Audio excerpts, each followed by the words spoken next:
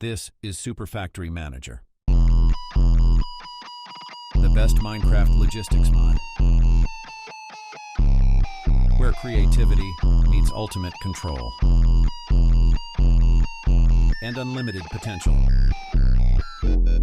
What will your factory look like?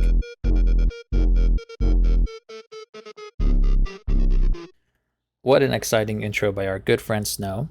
If you are on the Super Factory Manager Discord, you will have likely seen that and know of Snow.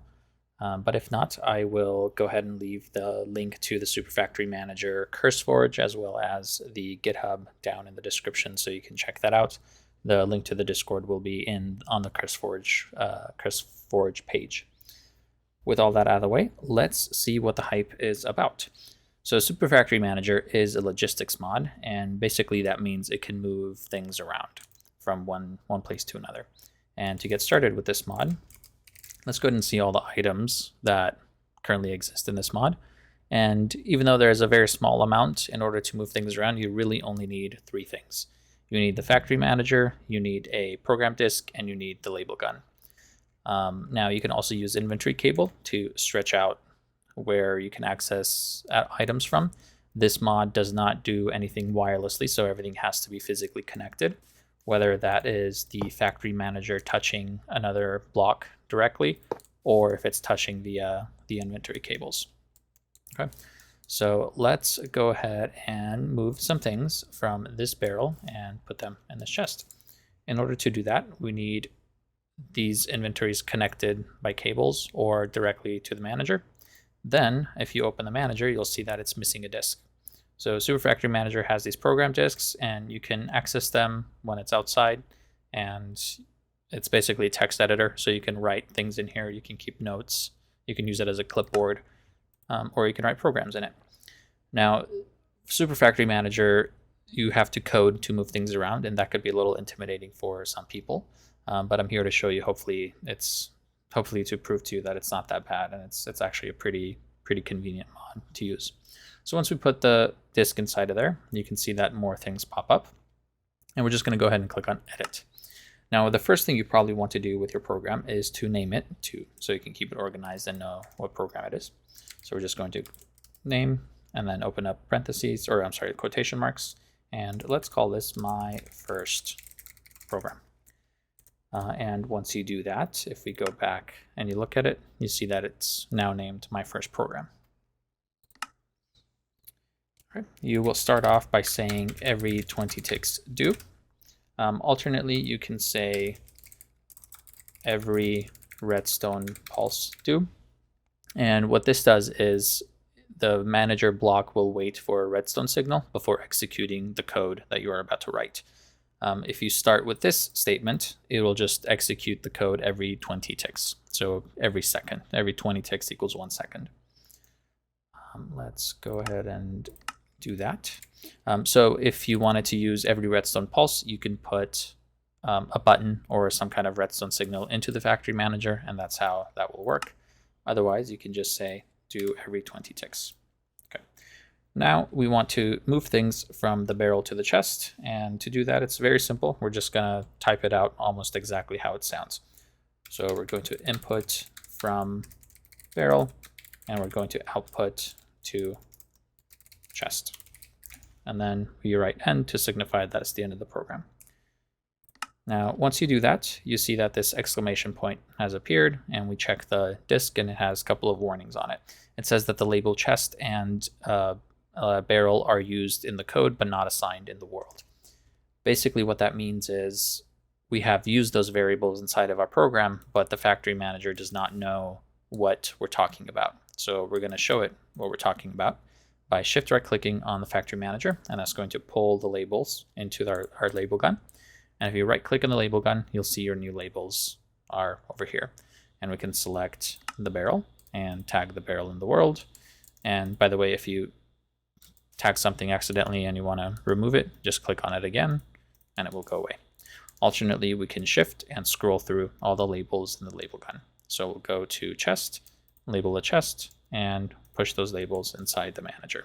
You have to remember to push them into the manager, or else it will not take effect. Now, when we look, you can see that the program is running. You can see how long it's taking to run. This is kind of a debugging thing to see if you're having spikes in your code, maybe some inefficiencies, or you're trying to do a weird thing. But we don't need to worry about it for now. So with that, everything is set up, and we can put our imagery cable in the barrel, and you'll see that it is moved to the chest. Okay. Super Factory Manager does not have a limit to how many items or things it can move. It moves everything that exists all at once. So to demonstrate that, I will try to do this quickly.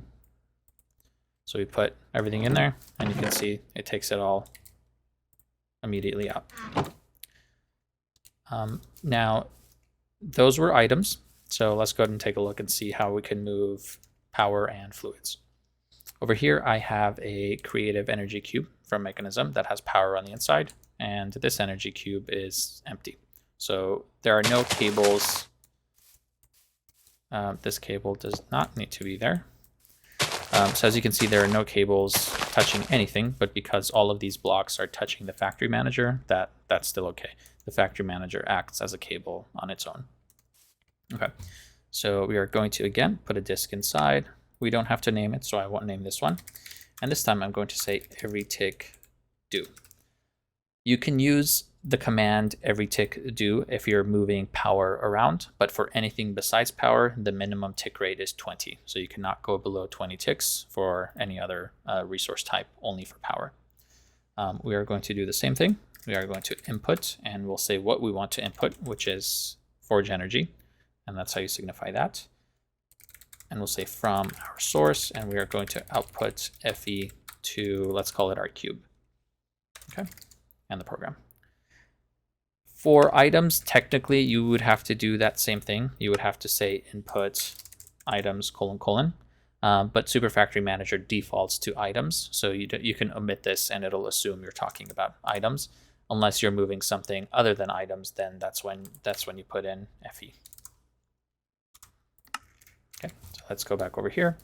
Now you can see, even though I wrote this program, nothing's happening because, one, we haven't labeled anything yet, but also every time you're dealing with Mekanism blocks or Mekanism machines, it does not work from the null direction. So we have to specify what direction we are interacting with Mekanism blocks.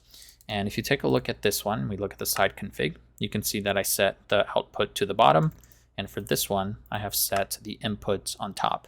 And this is how I like to deal with my machines. I always like to extract out of the bottom, and I like to insert into the top. This just keeps it similar across all of my setups, so I can easily know what's going on. And another thing is, for the side configuration, you have to use north, east, southwest. And if you're set up in different orientations, those you would have to adjust those sides. But if top and bottom always stay as top and bottom, so that's why I like to use those. Okay, so let's define our top and bottom. So we're going to input from source bottom side, and that's how you do that. And this one will be top side.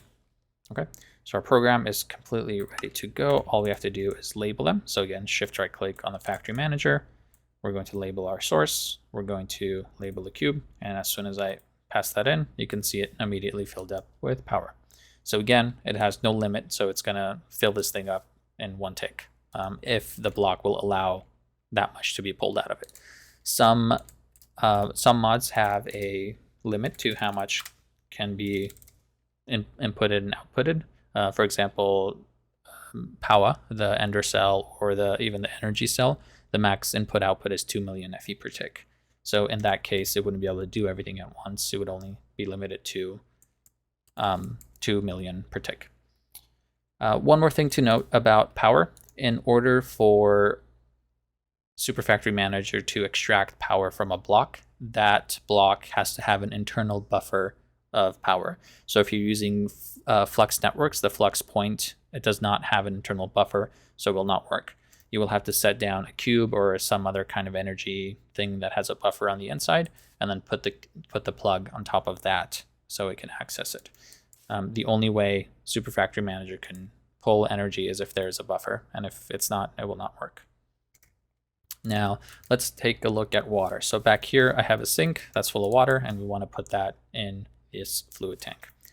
And to do that, we're just going to start a new statement and say every 20 ticks do input fluid this time from, let's call it sink, output fluid to tank. And because the tank is from Mekanism, we have to specify a side, and we'll call it the top side. Okay. Now let's say instead of 20 ticks, you go down to 10 ticks for this one. You'll see it says invalid program. And when you hover over the label, it says minimum trigger interval is 20 ticks. So again, the 1 tick operation only works for energy, for FE, forge energy. Everything else you have to use 20 ticks. You cannot go below 20 ticks. Okay. So as soon as I do this and we push the labels, so again, pull the labels, scroll through, this is the tank, here's the sink. And as soon as you push through, it immediately fills up with water. Okay. There are other resource types. If you click on the factory manager and click on your view examples, this is basically your official documentation for the mod, and you can find almost everything in here. So let's go ahead and take a look at resource types. And if you scroll all the way down, you will see the different types of resources. So we have forge energy, which is power, Fe. We have chemicals from Mekanism, fluids, gases, slurries, pigments, and infusion, all from Mekanism. And we have items. This is designed to be up to date always. So as soon as the mod is updated with the new resource type, it will appear here. So I highly encourage you guys to check the examples and kind of, this will show you all the updated parts of the mod. And it also gives you examples of how to do things in case you forget what is Fe and what is fluids and how you write all of that. You can take a look in here. Okay, let's move back over here to this setup and see what else we can do. So let's say instead of moving everything from the barrel to the chest, we only want to move one thing at a time. And to do that, you can say input 1 or you can say output 1. It doesn't matter. Depending on your program, you'll use one or the other. But in this case, let's just say input 1 from the barrel and output everything to the chest. But since we're only inputting 1, it'll be 1 at a time. And we put our cobblestone in there, and you can see every second, 1 cobblestone gets moved to the chest. And if we make this 10, 10 cobblestone will move at a time. Now, let's say we want to do that same thing, but instead of inputting it here, we want to input into a specific slot. We want to put it in the middle. So if you hold down Control and press I, it will show you the inspector for what each inventory is labeled. And the one in the middle is 13. So we go over here and we say that we want to output to the chest, and we say slots 13. That will signify that we want to output to that slot only. And we put that 10 is moving at a time because we said 10 at a time. And we look in here and you can see it's going into the middle slot. So if we look at that again, every second we get 10 in the middle slot. You can do multiple, so you can say from 13 to 15, for example. And if we take some more cobblestone, you will see that it will go into this one and this next one as well.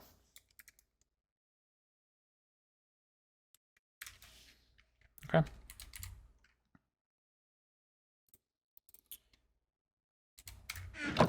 Let's see what else is possible. So instead of moving cobblestone, let's say we want to move some, well, you can set up filters based on different things, but we'll start with names. So you can say input cobblestone from the barrel and output it to the chest. Now when we put cobblestone in there, it's going to move. But if we put something else like inventory cables or dirt or this thing, none of these will move because we only specified cobblestone in the code. Okay, so the cobblestone will go, the rest will stay.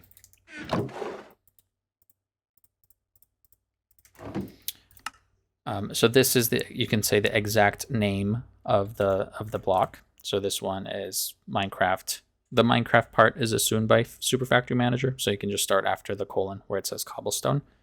So if we have something different like cobblestone stairs, again, the Minecraft part is assumed, but if you go cobblestone underscore stairs, you will see normal cobblestone will not move, but stairs will. And if we have a different kind of stairs, for example, oak stairs, those will not go either because the only thing we defined was cobblestone stairs. Now let's take a look at another form of filtering, which is called rejects, and that's basically words that are contained in the name. So we can signify that by putting a star and saying stone, and this will check for anything that has the word stone in its name. So that could be cobblestone stairs, that could be cobblestone, that could be anything that you see in here. So smooth stone, sandstone, stone stairs, and let's grab some things that don't have the name stone in it, like oak logs. Okay. So if we put all the oak things in there, none of them are moving, but if we put anything that contains the name snow, the name stone, they will all move. If you wanted to do the opposite of that, you can say input except stone, and this will input everything that doesn't have the name stone. So if we put those things, everything that has stone in it will remain, and everything that doesn't will get sent over. Everything that I'm saying about items also carries for the other resource types. So for example, if you wanted to move 1 or let's say 10 FE per tick, let's just get rid of that one because it's full, and we will say input 10 or 10 FE per tick. Okay, and it's telling us that we don't have a cube, so we look for cube, and when you put this in there, you see that it's now filling up 10 at a time. And the same thing goes for fluids. So we go ahead and say input 10 millibuckets of fluid from the sink. We put that down. You can see that every second it's getting 10 millibuckets. Okay. And same way you can filter, so you can say fluid water, and that knows it's water. But if you have something else like fluid honey, it will stop doing that because this only contains water. It does not have honey for it to go in here. Okay. So it's all the same. The same logic applies for everything. Now, where did we leave off? So we left off at except. Something else you can do is you can filter by the mod name. So let's say we want to filter everything from Mekanism. You just put Mekanism : and this knows that it's going to look for all items from the Mekanism mod, and it's going to input only those. So if we put the rest of these things, none of them will go, but if we put the tank because it's from Mekanism, it will go. So let's look at some other things from Mekanism, like this or this, and you can see all of those move, but all these normal Minecraft items do not. So that is how you take care of filtering by mod. Let's see if there's anything else I wanted to do here. I will quickly talk about one other keyword, and then we'll move on to the next example, and you'll see it working in there. The other keyword I wanted to talk about is retain. So you can say, so we're going to input from the barrel, but we want to retain one item inside of it. So we're gonna take everything from the barrel, but we're gonna leave one thing behind. And if you put the smooth stone in there, you see that one smooth stone gets retained in the barrel, and the rest of them are moved. Similarly, we can put that on the output side, and we can say output retain 1 to the chest, and when we do that, it has kept one smooth stone inside of the chest, and it won't pull anything else out because we have one in there. But if you wanted to say retain one cobblestone, even though we took the smooth stone out, there's not another one coming in because we're only filtering for cobblestone. So the cobblestone goes in here, but the smooth stone does not. Now let's go ahead and move on to our next example, and we'll kind of see a real working example. If you guys are familiar with Ars Nouveau, there's a crafting mechanic where you take an amethyst shard, you put it in these imbuement chambers, and you can see it says crafting progress. So you wait until this turns into a source gem, and then you pull the source gem out, and then put another... Oops, I destroyed my drawer.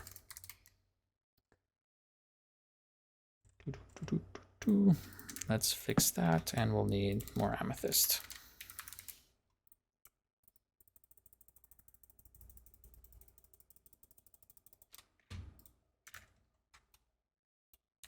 Okay, so then you would pick up another, I don't know why that's not giving me any. Anyways, you pick up another one and you put it in there. But we don't want to do that by hand when we have Super Factory Manager. So we're going to go ahead and set up a little automation. And to do that, we start with the disk. Let's go ahead and give it a name, and we'll call this Source Gem Automation. Again, every 20 ticks do, and we want to input from the drawer, but this one is the amethyst drawer, so we'll call it that, and we're going to output retain one to each imbuement chamber. The reason why we want to use the word each is because if we said retain one, it would retain one in only one imbuement chamber. But if we put the word each, then it's going to do that for all of them along the line. Okay. Now, again, when we check the disk, it says that we have not labeled these things in the world. So shift right click, we scroll to the imbuement chamber. And when you have multiple things that are connected together and also connected by inventory cables, you don't need to tag them all one by one. If you hold Control and click on one, it'll tag them all at the same time. So making it a little convenient for you. Then we scroll to the drawer and we tag that one. Don't forget to push your labels into the manager. Now, as soon as we do that, you see that they all immediately filled up with an amethyst shard. So then it's gonna have to wait until it's crafted, until we get a source gem, and then we want to pull that out and put that in this drawer. And to do that, we're going to use a new keyword called forget. And what forget does is it disregards any input statements or any statements in the lines coming before the word forget. That way our items from the amethyst drawer from this input statement do not get mixed with the program we're about to write right now. So we are going to input source gem. We want to specify source gem so it doesn't pull out an amethyst shard. Otherwise it'll pull it out before it's finished crafting, and it'll never finish anything. So we're only going to pull out source gems, and we're going to input that from imbuement, and we're going to output to another drawer, and we'll call this one gem. Again, pull the labels, we'll label the gem one, and as you see, this just got bumped up to 11. Okay, and it started the next cycle of crafting. So let's say you go ahead and set this up and you come back 5 minutes later and you don't have enough source gems, so you want to ramp up production. Let me show you how incredibly easy it is to do that with Super Factory Manager. So you just go ahead and build out your inventory cables. You take more imbuement chambers and set them down. Okay, and then take your label gun. Go to the imbuement chamber, hold Control, you tag all of those, push it into the block, and they all magically start working. So with Super Factory Manager, it's really, really easy to scale up production. You don't have to set inputs and outputs for everything.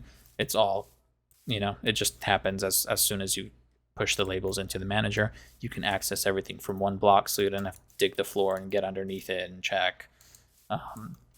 you don't have to have any kind of upgrades. So once you have the inventory cables and the manager block, you can do everything. You don't need to put an upgrade like pipes. You have to put upgrades in order to be able to filter or move things faster.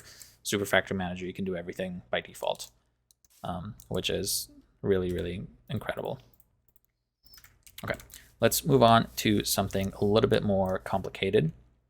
If you guys are familiar with Powah and how this mod works, in order to craft things inside of it, let me show you how it works really quickly. So let's say you want to make this energized steel. We check that in the energizer. You put a piece of iron, a piece of gold, and these energizing rods infuse it with 10,000 Fe and 10,000 power, and then that crafts energized steel. So the way you do that is you put one of each in it. It gets converted into energized steel, and you take the energized steel out.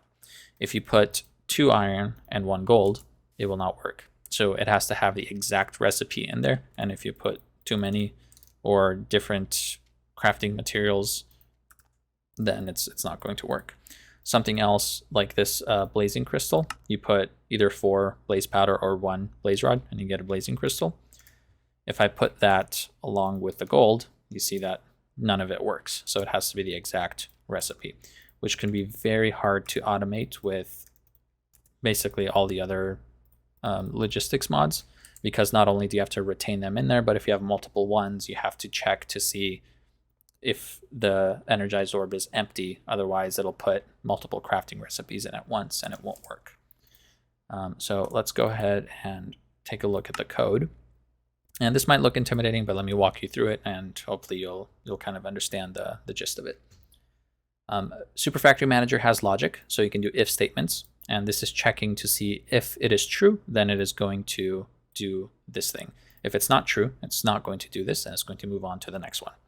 So this is the one for energized steel, and when you see the double dashes like this, that means it's a comment. So it's not part of the code. It's just a comment for you to leave notes, so you know what you're talking. You know what this is about. Now this is going to check the chest. If the chest has greater than or equal to, you can also say greater than or equal to using the symbols, or you can write the letters.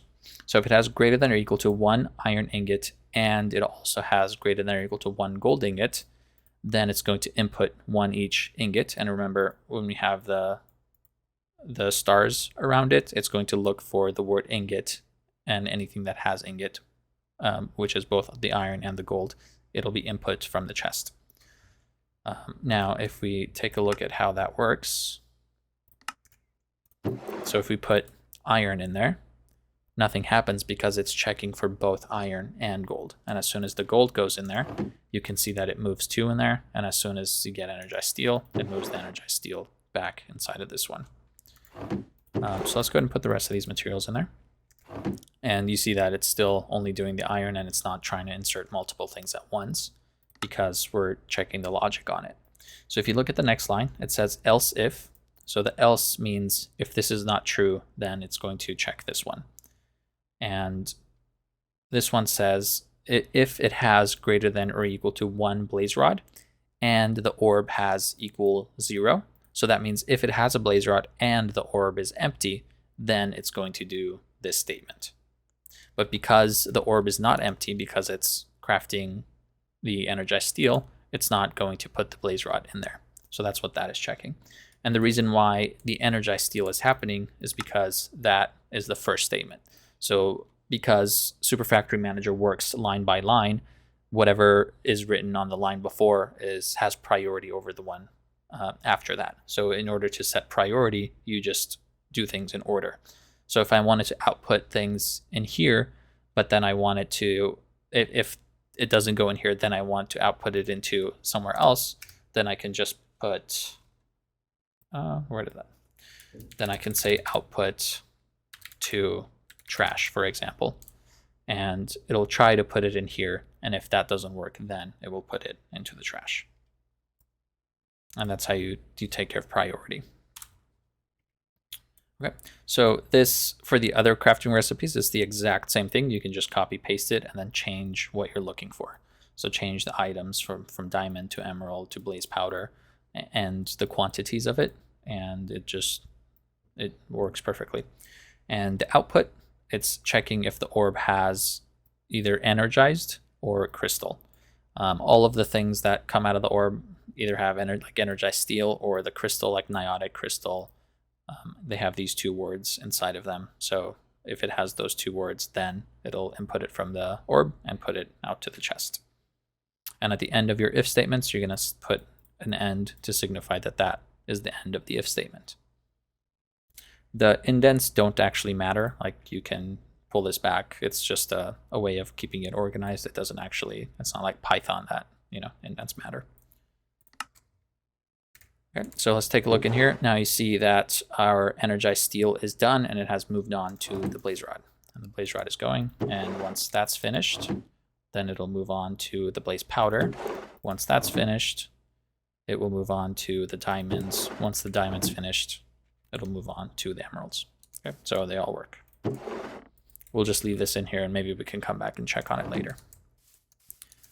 So moving on, we have another setup with a barrel and multiple chests. And again, these are all connected by cables underneath. Nothing can be wireless. This example deals with round robin by block or label, but let's start with block. So what this program is going to do, every 20 ticks, it's going to input 2 things from the chest. And it's going to output those, I'm sorry, let me fix this. It's going to input 2 things from the barrel, and it's going to output those to the chest, and we'll say round robin by block. Okay, now when we put, let's say, cobblestone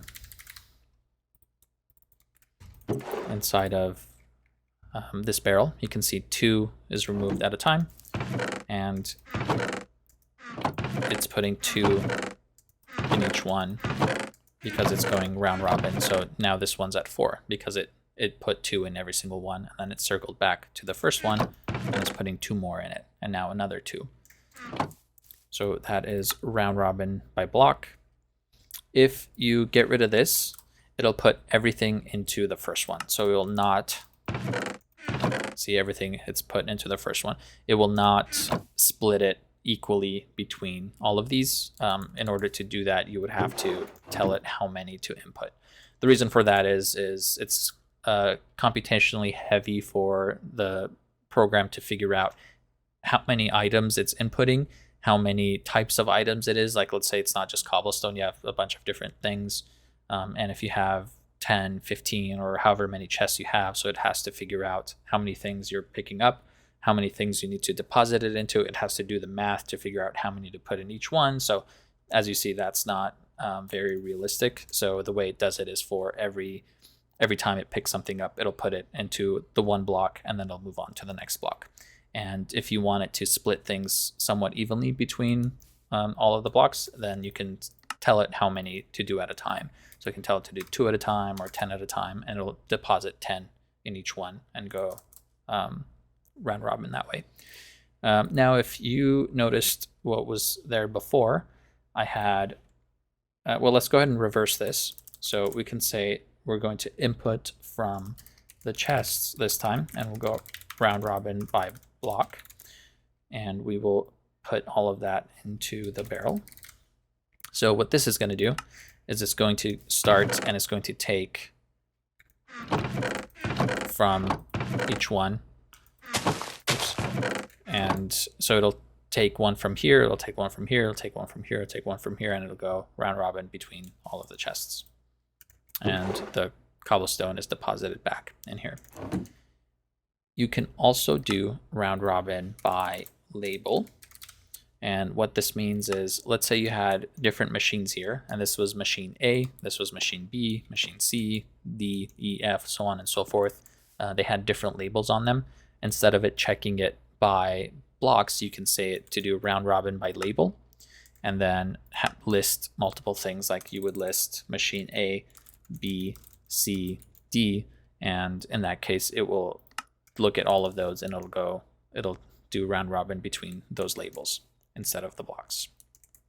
And if you wanted to look at an example of that, again, you go to the examples, here's the round robin section, and you can see a program written that does both. So here's round robin by block, and here's round robin by label, and it does between two different labels. Okay, let's move on to something else. So here we have a little system set up. Let's go ahead and get rid of these. So this is a bee breeding. If you guys are familiar with productive bees, basically what you need to do in order to breed two bees together and grow the baby into an adult bee is you first put the whatever bees you want to grow inside of the breeding chamber. You need to supply it with some kind of flower, and then that does its operation. You also need to give it some cages, and then that grows.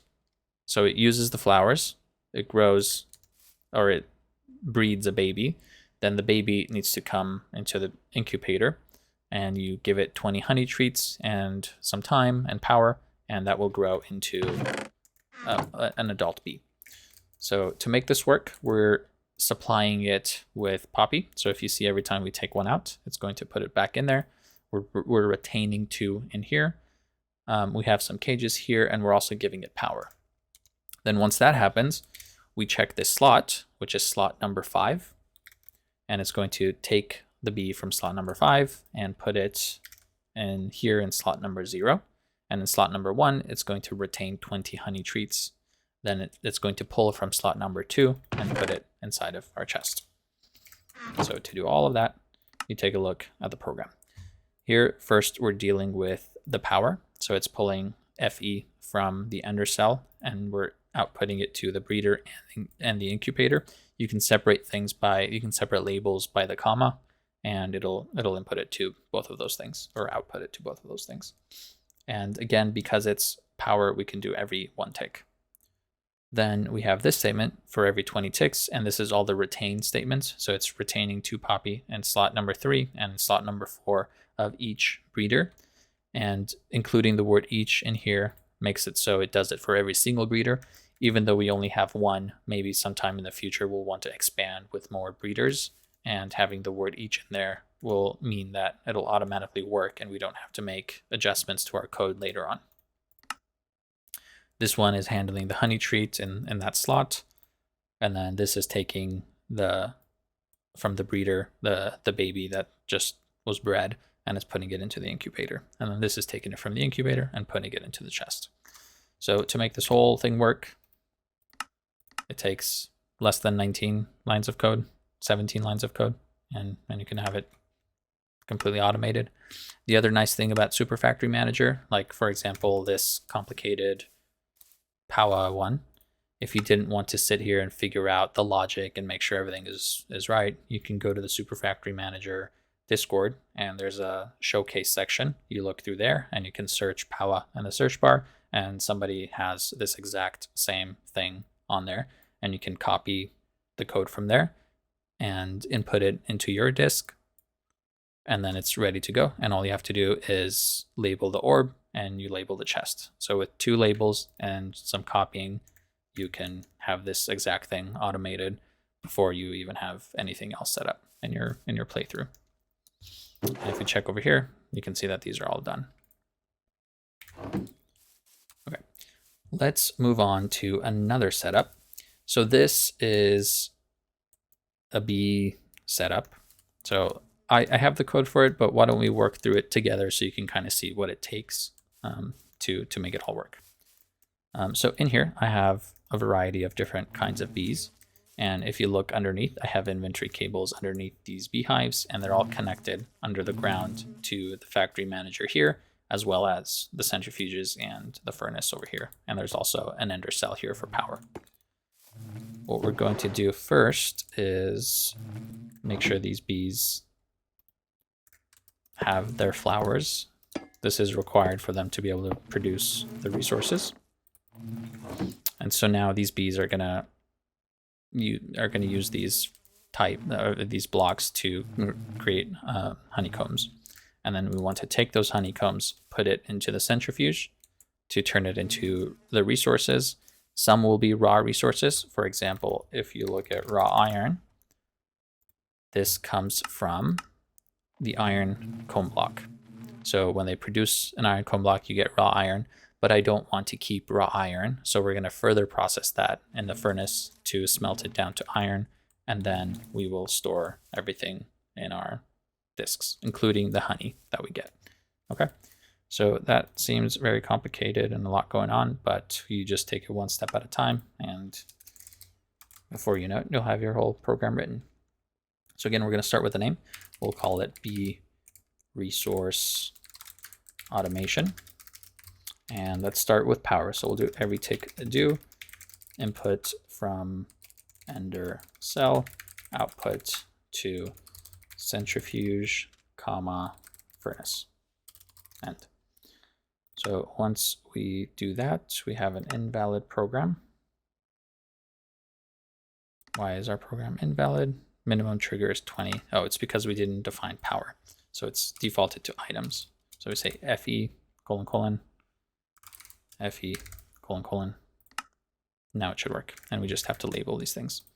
So we pull our labels, scroll, here's the furnace, here's the ender cell, here's the centrifuge. Again, control click, makes them all, labels all of them.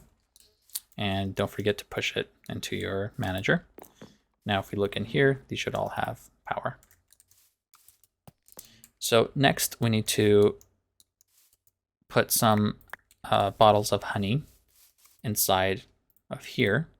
That way it can produce honey bottles. So when it has honey in it like that, you put honey bottle inside of it, and it produces honey and a honeycomb. Now, if we check, this is slot number 0, so we can take note of that and put it in our program.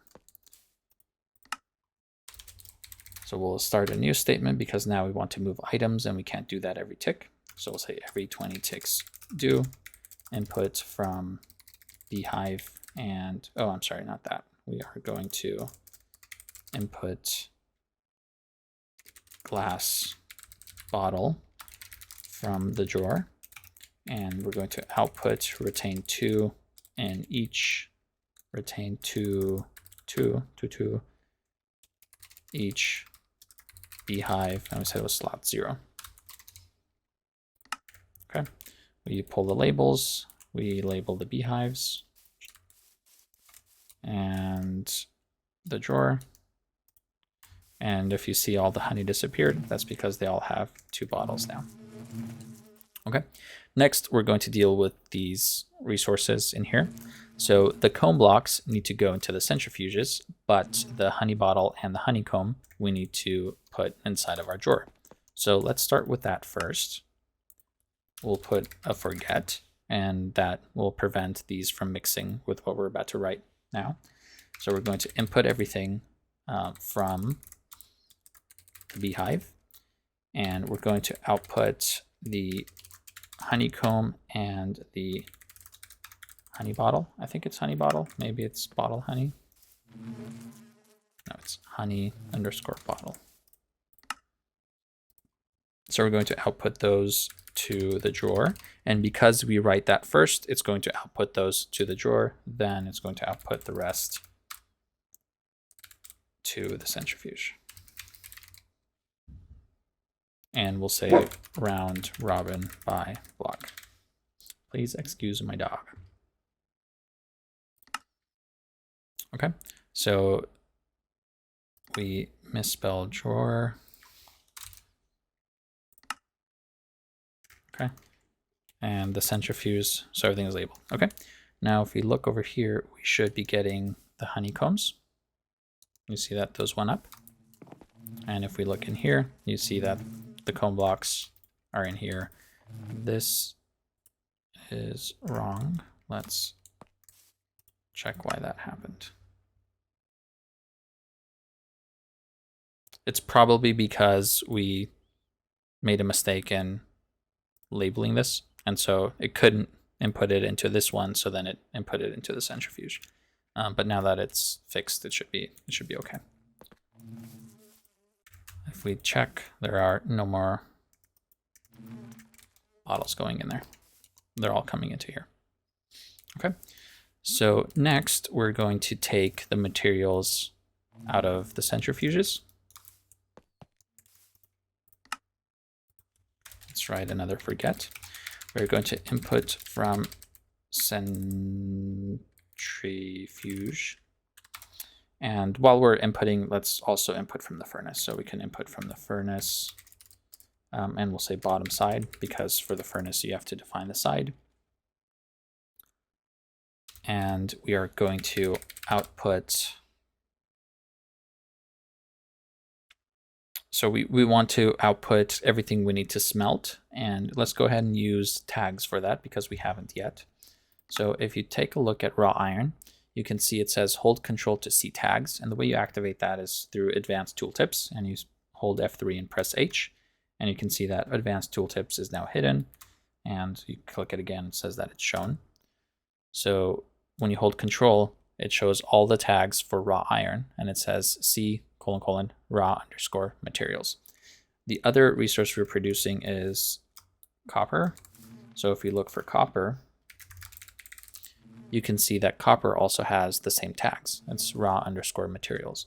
So we can use tags in order to do that. That way, and let's say in the future we want to add gold as well, the raw materials tag will also be with gold, so we don't have to make any changes. As soon as we set down our Beehive, everything will just start working. Okay, and the way you deal with tags is you just use the word with. So output with, and then you can put hashtag or you can write the word tag. Okay, and if you forget that, you can again check in the examples and you look at tag matching, and here are all the ways you can take care of that. So going back to our program, we're going to output with tag raw materials to furnace topside, because I like to input on the top. And then after that, we are going to output. Now, one thing that doesn't work with tags is the except statement. Hopefully that will be updated in the future to work, but for now we can just use the rejects, and we can say output except raw to drawer. And so we're inputting everything from the centrifuge and also the furnace, whatever the furnace has smelted. And then we're going to output everything that has the raw materials tag to the furnace. So that'll come from the centrifuge. And then we're going to output all the rest of the things, everything except things that have the word raw in it. We're going to output those to the drawer. And the reason why you want to do that is because if this furnace gets filled up with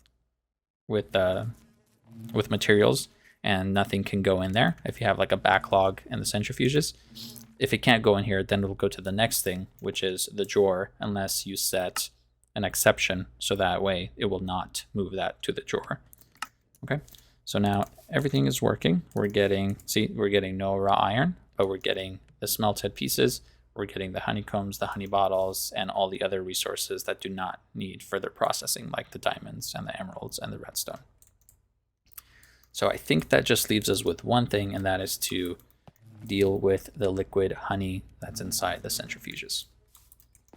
And to do that, very simple, we'll go ahead and do another forget statement, and we're going to input fluids from centrifuge, and we're going to output fluids to the drawer.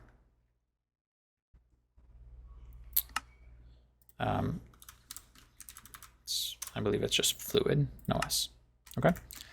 And now if we check over here, we can see that our honey is going inside. So we have 50 buckets, 54 buckets, 56 buckets, and that's going up. Okay. So in just a few minutes, you can have this whole thing automated. And once you have this, this program written, that didn't take, I don't think that was too difficult. Once you set up a couple of programs and you understand how the mod works, you just flow through with however you're thinking about it, and put some words on paper, and it all works. The beauty is, once you set this up, then it all just works the same every time. So if I wanted to move this setup somewhere else, I don't have to reconfigure everything. I just take the disk out, and I know that this is my B resource automation disk, and I can just put that in with the next setup and label the machines appropriately, and everything will start working. And let's say I outgrow this setup and I want to make it bigger. Again, super easy. You set up more things and you put your centrifuges down. We are going to label them, push the labels, and now this is going to start working like all the rest of them. You see, they all got power. Same thing with the beehives. If you wanted to expand, you just expand more. And you set down the beehives and label them, push it into the manager, and everything starts working immediately. Okay, let's move on to another setup. This is from Hostile Neural Networks.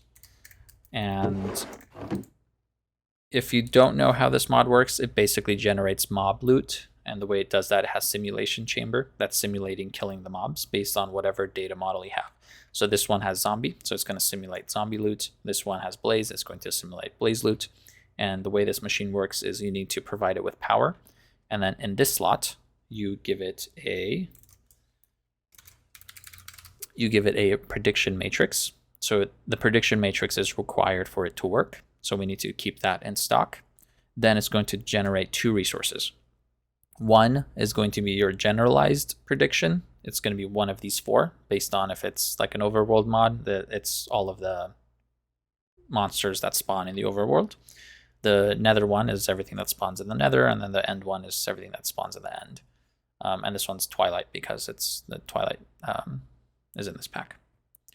So that's all of those generalized are going to go here, and we don't need to process these anymore, so we're going to store them. And then on the bottom here, we're going to get these predictions from the different mobs. So this zombie one or blaze one is going to give us a blaze prediction. That one we need to further process into the loot, and to do that we need to pull those into the loot fabricator. So really quick, we need to supply this slot with prediction matrices. This one we're going to store in our chest, and this one we're going to push into the loop fabricator in order to process it further. And what that looks like is this. So first we're dealing with power. So every tick we're taking power from the ender cell, putting it into both types of machines. Then every 20 ticks we are going to retain to each simulation chamber in slot 1, and that will be the prediction matrix. So it's pulling the prediction matrix that I have stored inside of this barrel, and it's going to keep it in slot number 1. If you take a look at that, that's 1, 2, 3. And then we're going to input slot 2. This will be all the generalized predictions, and we're just going to store that in the barrel. And then this one, that's the mob predictions. We're going to put that in the loop fabricator to turn it into drops. And then we're going to input it from the loot fabricator and put those in the barrel. So again, not very complicated, less than 20 lines of code, and you get this whole thing working, and it's infinitely expandable. So we can put more and it'll work just fine. So you see it's keeping the prediction matrices in here. Once this happens, it's also moving these predictions down here, crafting the loot, and then moving it all into the chest. Let me show you this setup now. I'm not going to go through the entire code because I don't think it's necessary. There isn't anything special going on. It's just a lot of inputs and outputs, and it's basically all gases from Mekanism. But this is the production setup for Fissile Fuel. So if you guys are familiar with how Fissile Fuel works, usually it's like a big, ugly mess of machines. But with Super Factory Manager, you can condense it all down into a little setup like this, and they can all be touching each other. Whereas with other setups, you can't do that. Like if you're outputting like a gas on the right side of this machine, you would have to have a pipe there, and that pipe cannot mix with another type of gas pipe. So then you would have to run a different gas pipe from this side, and then it quickly becomes a huge mess. But since Super Factory Manager can handle everything from one cable and can handle different types of things from all within the cable, you can just set everything next to each other, don't eject anything, and Super Factory Manager will pull and push items into each block. So we go ahead and put this in there. You can see everything starts working, and we should be getting Fissile Fuel. So this starts going up. None of these are upgraded, that's why it's slow. But if you were to upgrade it, this is, you know, a pretty fast setup. And if you wanted to expand this, you can see like these machines are expanded, these ones. So I just, in this setup specifically, I build vertically. And the way you can do that is you just grab one of this machine, oops, you put that on top, you connect it with an inventory cable, and then you label it. So once you label that and set that input and output of the machine, then it all starts working. Let me show you something else that you can use. So now if you look inside of the label one, you can see I have many labels because for all the different machines. If in this case you wanted to supply power to all of them, you would have to say like input FE from ender cell output FE2 and then list out 30 labels. But I don't want to do that because that's inconvenient and also looks hideous. So what I did is I made a separate label called tag FE, and this is the only thing I needed to create. And so I just list that one thing. And if you take a look over here, all of these machines have two labels on them. There's the label for the machine itself, and then there's the tag for FE that says it requires power, and everything that has that is getting power. So that's a way you can also do it. And if you notice, this one has a tag water. So any machine that requires water, I can just find this tag water and tag the machine with it, and then push it into the drawer, and it'll try to put water inside of that machine if it'll accept it. So that's another way you can make your code a little bit more organized. Okay, we are nearing the end. I promise we're almost there. I just wanted to show you one more thing. Okay, and the last thing I want to talk to you guys about, if you remember from the beginning of this video, we took a look at all the items from the mod, but we've only so far talked about 4 of them. So what are these other things? We have a water tank, and the water tank can be put next to source of water, and you can it'll basically pull the water from the source, and you can move it around to different things. Then we have this network tool. I've never really needed the use of the network tool, but what it does is it shows you all of the cables in green. So this one where I ran the cables underground, you can see where they are. And it shows all of your labels in purple. And when you click on a machine, it shows you all of the different informations about this machine. And it's basically used for debugging. I've never really had the use for it. So, you know, but it's there if you need it. And next we have these 4 things that I'm not going to cover in this video. If you wanted to check those out, you can head over to the CurseForge page, and Timmy, who's the developer of the mod, has a couple of very long informative videos about Super Factory Manager, and he covers those in depth.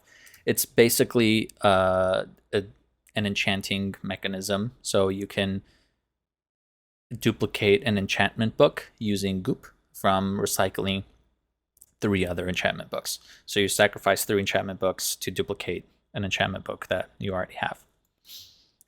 So I won't talk about that, but I will show you one cool feature that this mod also has. So over here we have a diamond sword with 4 enchantments on it, and we want to pull those enchantments off, and we can use Super Factory Manager to do that.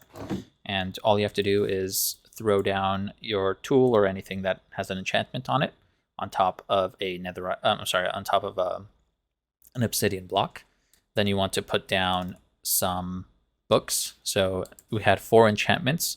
So you'll need at least 4 books to pull those out, and you drop an anvil on top, and you can see it gave us a normal diamond sword back. So it ripped up all of the enchantments from it, and we got all 4 enchantments on a book, and the 2 extra books, we got those back.